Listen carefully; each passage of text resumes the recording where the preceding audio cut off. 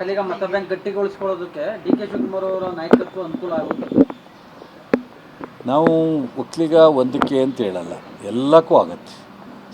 D K Shivakumar ಒಕ್ಕಲಿಗರಿಗೆ ಅಷ್ಟೇ represent ಮಾಡಿಲ್ಲ, ಅವರು ಎಲ್ಲ ಕಮ್ಯುನಿಟಿನ ವಿಶ್ವಾಸಕ್ಕೆ ತಗೊಂಡು ಮಾಡ್ತಕ್ಕಂಥ ಒಂದು ಸಾಮರ್ಥ್ಯ ಇದೆ. ಹಿರಿಯ ಸಚಿವರು ಮತ್ತೆ ಸಂಪುಟದಲ್ಲಿ ಮುಂದುವರಿತಾರೆ ಸರ್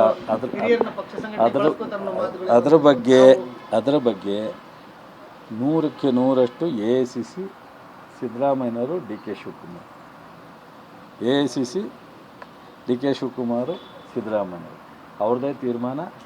ಸೊ ಅವರು ಯಾವ ತೀರ್ಮಾನ ತಗೋತಾರೋ ಅದಕ್ಕೆ ನಮ್ಮ 136 ಜನ ಶಾಸಕರು 100% ಎಂಡಾರ್ಸ್ ಮಾಡ್ತೀವಿ. ಸೊ ಇದರಲ್ಲಿ ಭಿನ್ನಾಭಿಪ್ರಾಯನೂ ಇಲ್ಲ.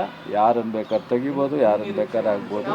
ನಾನು ಅದ್ರ ಬಗ್ಗೆ ನಾನು ಚರ್ಚೆ ಮಾಡೋಕ್ಕಲ್ಲ. ಪಕ್ಷದ ತೀರ್ಮಾನಕ್ಕೆ ನಾನು ಅಲ್ಲಿಂದ ಮತ ಬ್ಯಾಂಕ್ ಗಟ್ಟಿಗೊಳಿಸಿಕೊಳ್ಳೋ ನಿಟ್ಟಿನಲ್ಲಿ ಸಿದ್ದರಾಮಯ್ಯಗೆ ವಾಟ್ ನೆಕ್ಸ್ಟ್ ಪೊಸಿಷನ್ಗೆ ಅದು ನೋಡಪ್ಪ, ಅವರು ರಾಜಕಾರಣದಲ್ಲಿ ಇರ್ತೀನಿ ಅಂತಾರೆ. ನಮ್ಮ AICC ಅವರು ರಾಜ್ಯಸಭೆಗೆ ಬರಬೇಕು ಅನ್ನೋದನ್ನು ಎಕ್ಸ್ಪೆಕ್ಟ್ ಮಾಡಿದ್ದಾರೆ. ಅವ್ರು ಇಲ್ಲಿರಲಿ, ರಾಜ್ಯಸಭೆಗೆ ಹೋಗಲಿ, ಆ್ಯಕ್ಟಿವ್ ಪಾಲಿಟಿಕ್ಸಲ್ಲಿ ಇರ್ತೀನಿ, ನಾನು ಸಕ್ರಿಯ ರಾಜಕಾರಣದಲ್ಲಿ ನಾನು ಮುಂದುವರಿತೀನಿ ಅಂತ ಹೇಳಿದ್ದಾರೆ. ಸೊ ಯಾವುದೇ ವಿಚಾರದಲ್ಲಿ ಈ ಸರ್ಕಾರ ಅವರನ್ನು ಒಂದು ಸೆಕೆಂಡು ಬಿಟ್ಟು ಹೋಗೋ ಪ್ರಶ್ನೆ ಇಲ್ಲ. ಎಲ್ಲ ಇದರಲ್ಲೂ ಜೊತೆಯಲ್ಲಿ ಬಿಡಿ, ಅದು ನಮ್ಮ ಪಕ್ಷ ತೀರ್ಮಾನ ಮಾಡುತ್ತೆ. ಏನ್ರಿ, ಈ ದೇಶನ 40 ವರ್ಷ ಸ್ವತಂತ್ರ ತಂದುಕೊಟ್ಟು ಆಳ್ದಂಥ ಪಾರ್ಟಿಗೆ ಒಬ್ಬ ನಾಯಕರನ್ನ ಉಳಿಸ್ಕೊಳ್ಳೋದನ್ನು ನಾವು ಹೇಳ್ಕೊಡ್ಬೇಕಿದ್ರಿ.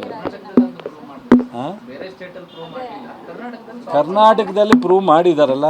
ಬೇರೆ ಸ್ಟೇಟ್, ಬೇರೆ ಉತ್ತರ ಭಾರತದಲ್ಲಿ ಬೇರೆ ಬೇರೆ ಥರದ ಪ್ರಾಬ್ಲಮ್ ಇದೆ. ಕೇರಳದಲ್ಲಿ ಯಾವ ಥರ ತೀರ್ಮಾನ ಮಾಡಿದ್ರು? ಸೊ ತೆಲಂಗಾಣದಲ್ಲಿ ಹೆಂಗೆ ಸ್ಮೂತಾಗಿ ಇದಾಯಿತು. ಸೊ ನೋಡಿರಿ, ಕರ್ನಾಟಕದಿಂದನೇ ಸ್ಟಾರ್ಟ್ ಆಗುತ್ತೆ. ಕರ್ನಾಟಕದ ಗಾಳಿ ಬಿಹಾರ UP ಹೋಗುತ್ತೆ. ನೀವು ಹಿಂದೆ ರಾಜಕಾರಣದಲ್ಲಿ 80 ವರ್ಷದಲ್ಲಿ ಇಂಥ 10 ವರ್ಷ 15 ವರ್ಷ ಬದಲಾವಣೆ ಆಗೋ ಟೈಮ್ ಬಂದಾಗ ಕರ್ನಾಟಕದಿಂದನೇ ಗಾಳಿ ಬೀಸಿರೋದು. ಇವಾಗಲೂ ಆ ಥರದ್ದು ಬರುತ್ತೆ. ಎಲ್ಲ ಪಕ್ಷಕ್ಕೆ ಬಿಟ್ಟದ್ದು. ಮುಖ್ಯಮಂತ್ರಿಗಳು, ಪಕ್ಷ ಮತ್ತು ಮಾಜಿ ಮುಖ್ಯಮಂತ್ರಿಗಳು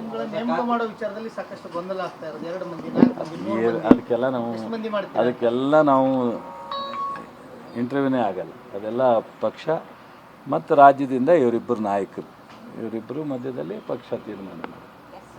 ಥ್ಯಾಂಕ್ ಯು.